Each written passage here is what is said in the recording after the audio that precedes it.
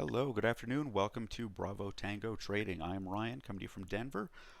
Today we're going to talk about the leaderboard section of the website. So before we get into this, quick disclaimer, I am by no means a finance professional. I'm simply a dude sharing an idea. Think of this channel, think of this platform as more entertainment, more educational than anything else. Take everything that I say with a grain of salt. Do your own due diligence, do your own research. With that in mind, back to the leaderboard. So the leaderboard is specifically our best performing backtest, as it says. So what one of the things that we do at this platform is there's a bunch of virtual machines that just constantly run backtests, just randomized backtests every couple of seconds. They spit out results, and we just capture all of those results here. Um, we also capture the results from you all. If you're running back tests and they hit certain criteria and they perform reasonably well, we will save those as well. And the whole point is to just produce data driven results. We need a lot of back tests. We need a lot of data in order to determine what sets of parameters we think will do best at any given time. So here we are specifically looking at Google. And we can see for literally all of our test results, for all of the back tests that we run, there is a set of parameters that outperforms buy and hold. So all of these values, the 190, 191, 25, we're outperforming this just buying and holding the stock over the same period of time. So um, as if we scroll down, so here we've got the best performing uh, Bollinger Band score back tests. So we can see what moving average did we set for that test? What standard deviation did we set? I'm I had originally set this up so that we could use margin, and all that really ended up showing me was that if you use margin, there's a pretty high chance you're going to blow up your account. So take it easy if you're using margin.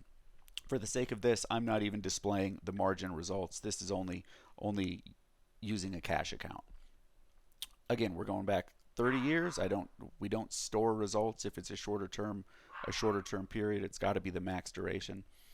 Um, Specifically for the Bollinger Band score, what was the sell score? What was the buy score? Again, I had a period where if we only wanted to sell when the stock was hitting all-time highs, that was a toggle. It kind of ended up favoring the stocks that just did really well. So like if you're picking a Google or a Microsoft or a stock that's done exceptionally well over the last couple of decades, if you know that ahead of time and you only get out of the back test when the stock is hitting an all-time high, it obviously it just performs better.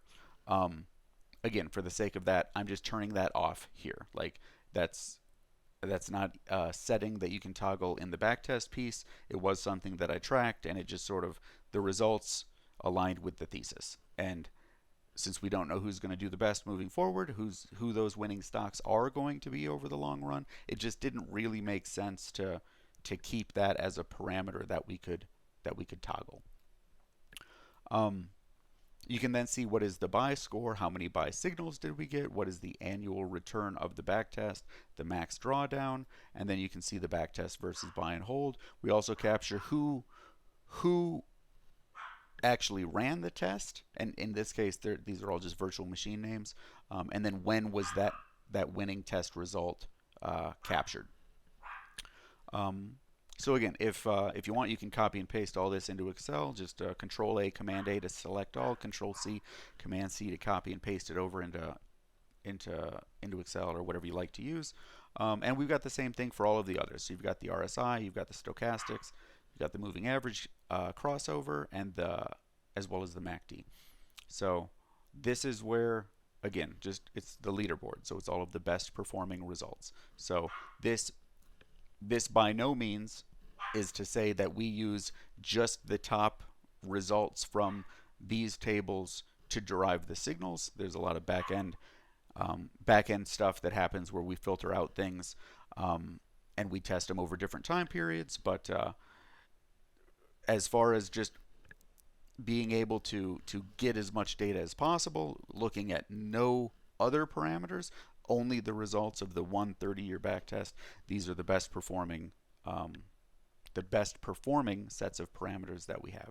So the intent here is you all have this data. You can look at these. You can say, all right, based on what did well here, I'm going to tweak a few things, run it, see if we can't get a better set of results. So my virtual machines are just running random tests, whereas if you all are looking at these and you're being more strategic, you're tweaking parameters a little bit, we can hopefully get even better results captured in our data set. So yeah, at a high level, that is the leaderboard section. So the more tests you run, hopefully we'll get some other names on this thing that aren't just virtual machines.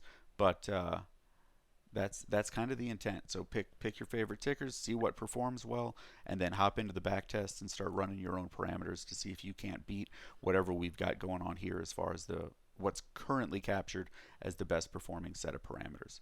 So as always, appreciate your time. Have a great day. Thank you for joining us, and we'll see you in the next video.